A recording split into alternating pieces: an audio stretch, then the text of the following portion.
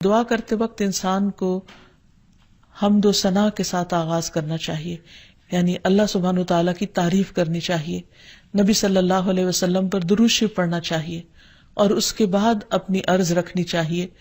تو جس دعا کے آگے پیچھے درود شریف پڑھ لیا جائے وہ دعا بھی قبول ہوتی ہے.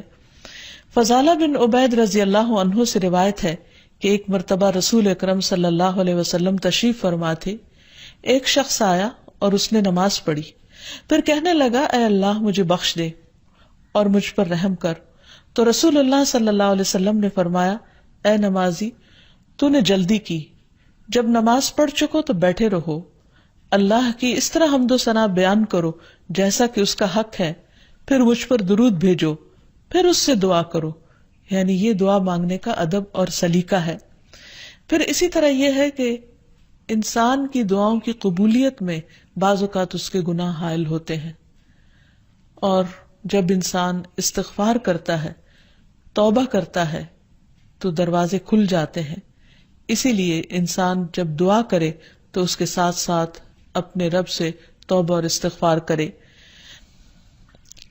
پھر اسی طرح دعا کرنے کے ادب میں سے ایک چیز یہ بھی ہے کہ انسان جب دعا کرنا شروع کرے تو سب سے پہلے اپنے لیے دعا کرے، پھر اپنے قریبی لوگوں کے لیے دعا کرے، اور پھر تمام لوگوں کے لیے دعا کرے.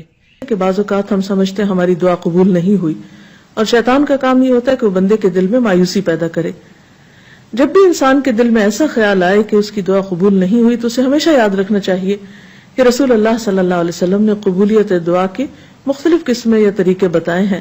ایک تو یہ کہ جو کچھ انسان مانگتا ہے اس کو وہ مل جائے، یا پھر یہ کہ وہ تو نہ ملے لیکن اس کے برعکس اس کے بدلے میں اس کی کسی مصیبت یا مشکل کو اس سے دور کر دیا جائے یا آنے سے روک دیا جائے. تیسری صورت یہ کہ دنیا میں تو انسان کو اس دعا کے صلے میں کچھ نہ ملے، لیکن قیامت کے دن وہ تمام دعائیں اس کے اعمال نامے میں شامل کر کے اسے ان کا بہترین بدلہ یا جزا دی جائے. ایسی صورت میں جو تیسری صورت ہے، اگرچہ دنیا کے اعتبار سے ایک مشکل صورتحال ہے، لیکن قیامت کے دن بندہ جب اپنی دعاؤں کا صلہ دیکھے گا، اس عبادت کی جزا پائے گا وہاں پر، تو اس وقت تمنا کرے گا کہ اے کاش دنیا میں میری کوئی دعا بھی قبول نہ ہوتی. لیکن دعا کی قبولیت کے لیے پھر کچھ شرائط ہیں.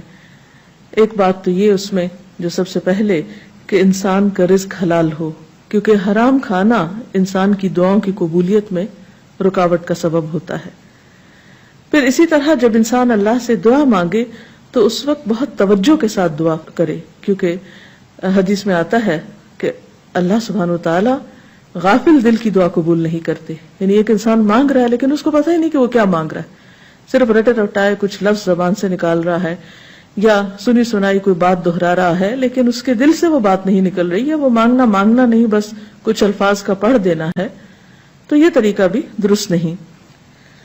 پھر اسی طرح ہم دیکھتے ہیں کہ دعا سے بڑھ کر کوئی چیز اللہ کے ہاں معزز نہیں. حدیث میں آتا ہے لیس شیء اکرم علی اللہ من الدعاء، کہ اللہ کے نزدیک دعا سے زیادہ عظمت والا کوئی عمل نہیں. ایک اور حدیث میں آتا ہے ولا يرد القضاء الا الدعاء ولا يزيد في العمر الا البر، کہ تقدیر کو دعا کے علاوہ کوئی چیز نہیں بدل سکتی. یعنی انسان کی جو تقدیر ہے، جو لکھی ہوئی ہے، اس میں تبدیلی دعا کی وجہ سے ہو سکتی ہے، کیونکہ اللہ تعالیٰ کے ہاتھ میں ہے سب کچھ. یمحو اللہ ما یشاء ویثبت، جو چاہتا ہے اللہ مٹا دیتا ہے اور جو چاہتا ہے ثابت کر دیتا ہے، لکھ دیتا ہے. تو بات یہ ہے کہ انسان کو ہمیشہ مانگتے رہنا چاہیے اور پورے جزم کے ساتھ، ارادے اور عزم کے ساتھ مانگنا چاہیے. کبھی یہ نہیں کہنا چاہیے کہ اگر تو چاہے تو قبول کر لے، نہیں چاہے تو نہ کرے. نہیں، انسان دعا مانگتے وقت پورا یقین رکھے کہ اللہ تعالیٰ اس کی دعا قبول کر سکتا ہے، اور واقعی قبول کرتا ہے. کیونکہ حدیث میں آتا ہے رسول اللہ صلی اللہ علیہ وسلم نے فرمایا ان ربکم حی کریم یستحیی من عبدہ اذا رفع یدیہ الیہ فیردہما صفرا، تمہارا رب بڑا حیا کرنے والا اور سخی ہے، جب بندہ اس کے حضور ہاتھ اٹھاتا ہے تو انہیں خالی لوٹاتے ہوئے اسے شرم آتی ہے. یعنی اللہ تعالیٰ جو مالک الملک ہے، تمام خزانے اس کے ہاتھ میں ہیں. وَلِلَّهِ خَزَائِنُ السَّمَاوَاتِ وَالْأَرْضِ، آسمان و زمین کے سارے خزانوں کی کنجیاں اس کے پاس ہیں، ان کا مالک وہ ہے.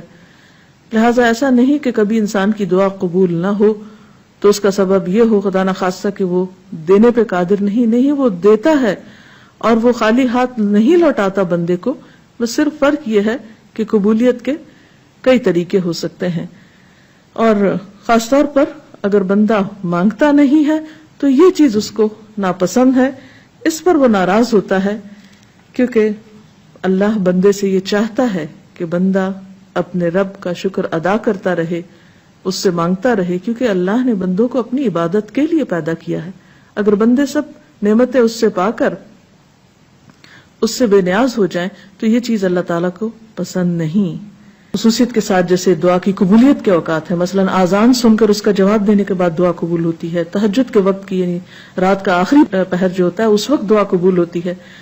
پھر اسی طرح عبادات کے بعد، جیسے نماز کے بعد، قرآن پاک پڑھنے کے بعد، پھر روزہ کھلنے کے وقت، اسی طرح حج عمرے کے جو مختلف مناسک ہیں ان کی ادائیگی کے دوران، کعبۃ اللہ پر پہلی نظر پڑتے ہوئے. اس کے بہت سے ایسے مواقع کتابوں میں آپ پڑھ سکتے ہیں کہ جس میں انسان کی دعا رد نہیں ہوتی، قبول کر لی جاتی ہے. تو اس میں اگر انسان تھوڑی دیر کے لیے ارادتاً یکسوئی اختیار کرے تو انشاءاللہ اس کو فائدہ ہوگا. مثلا رات کے آخری حصے میں دعائیں بہت قبول ہوتی ہیں. حدیث میں آتا ہے رسول اللہ صلی اللہ علیہ وسلم نے فرمایا، ہمارا رب تبارک و تعالی ہر رات کو اس وقت آسمان دنیا پر آتا ہے جب رات کا آخری تہائی حصہ رہ جاتا ہے. وہ کہتا ہے، کوئی مجھ سے دعا کرنے والا ہے کہ میں اس کی دعا قبول کر لوں؟ کوئی مجھ سے مانگنے والا ہے کہ میں اسے عطا کر دوں؟ کوئی مجھ سے بخشش طلب کرنے والا ہے کہ میں اسے بخش دوں؟ یعنی اگر کوئی اس وقت مجھ سے دعا کرے گا تو میں ضرور اس کی دعا قبول کر لوں گا. لیکن عموماً رات کے آخری حصے میں انسان گہری نیند میں چلا جاتا ہے اور یہ قبولیت کا وقت اس سے کھو جاتا ہے. تو اس خصوصی طور پر اگر انسان کی زندگی میں کوئی پریشانی ہو یا کچھ چیزوں کے بارے میں وہ واقعی سنجیدہ ہو کہ وہ اسے ملنی چاہیے دنیا اور آخرت کی کامیابیوں میں سے، بھلائیوں اور خیر میں سے، تو اس کو چاہیے کہ اس وقت میں دعا کا اہتمام کرے. نبی صلی اللہ علیہ وسلم نے یہ بھی فرمایا کہ تمام اوقات سے زیادہ بندہ پچھلی رات میں اپنے رب کے قریب ہوتا ہے، پس اگر تم سے ہو سکے تو تم اس گھڑی میں اللہ کو یاد کرنے والوں میں سے بن جاؤ تو ضرور بن جاؤ. پھر اسی طرح آذان کے بعد اور اقامت سے پہلے دعا قبول ہوتی ہے. یعنی مؤذن جب آذان دے رہا ہو تو جو الفاظ وہ دہرا رہا ہو ان کو دہراتے جانا چاہیے، سوائے حی علی الصلاح اور حی علی الفلاح کے، کہ اس کے جواب میں لا حول ولا قوت الا باللہ پڑھنا چاہیے. اور جب مؤذن آذان کہہ چکے تو آذان کے بعد کی دعا پڑھ کے، درود شریف پڑھ کر، جو بھی انسان کے دل میں حاجت ہو وہ اپنے رب کے سامنے رکھے. تو وہ دعا کے قبولیت کا وقت ہوتا ہے، اس وقت آسمان کے دروازے کھلتے ہیں. تو اس وقت انسان کو یہ وقت ضائع نہیں کرنا چاہیے اور چھوٹی چھوٹی چیزیں بھی اپنے رب سے مانگتے چلے جانا چاہیے تاکہ انسان کسی انسان کا محتاج نہ ہو. پھر اسی طرح سجدہ میں انسان اپنے رب کے بہت قریب ہوتا ہے، اس وقت دعائیں خوب سنی جاتی ہیں، تو خوب انسان کو پکارنا چاہیے. فرض نماز کے بعد دعا قبول ہوتی ہے، تو فرض نماز کے بعد آیت الکرسی پڑھنا اور دعا مانگنا انسان کے فائدے میں ہے، بجائے اس کے کہ انسان فوراً مصلی سے اٹھ جائے یا ادھر ادھر کی باتیں شروع کر دے. پھر اسی طرح جمعے کے دن ایک خاص گھڑی ہوتی ہے جس میں انسان کی دعا قبول ہوتی ہے، اور اس کے بارے میں ایک روایت میں آتا ہے کہ وہ جمعے کے دن کی آخری گھڑی ہوتی ہے. تو بہرحال جمعے کے دن خصوصی طور پر دعاؤں کے مانگنے کا اہتمام کرنا چاہیے.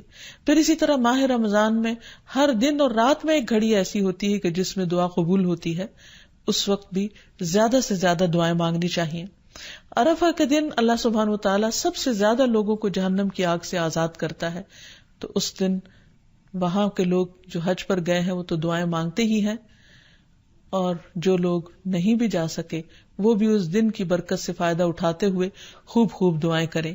پھر اسی طرح بارش ہوتے وقت بھی دعا قبول ہوتی ہے. پھر زمزم پیتے وقت دعائیں قبول ہوتی ہیں. قرآن مجید کی تلاوت کے بعد دعا قبول ہوتی ہے. تو انسان کو ان مواقع سے خوب فائدہ اٹھانا چاہیے. پھر اسی طرح مریض اور میت کے پاس جو دعائیں کی جاتی ہیں وہ بھی قبول ہوتی ہیں. تو اللہ تعالیٰ سے دعا ہے کہ وہ ہماری دعاؤں کو بھی سن لے اور ہمیں قبولیت کے اوقات سے بھرپور فائدہ اٹھانے کی توفیق دے اور ہمیں دعائیں مانگنے کے آداب سکھا دے. وآخر دعوانا ان الحمد للہ رب العالمین. السلام علیکم ورحمۃ اللہ وبرکاتہ.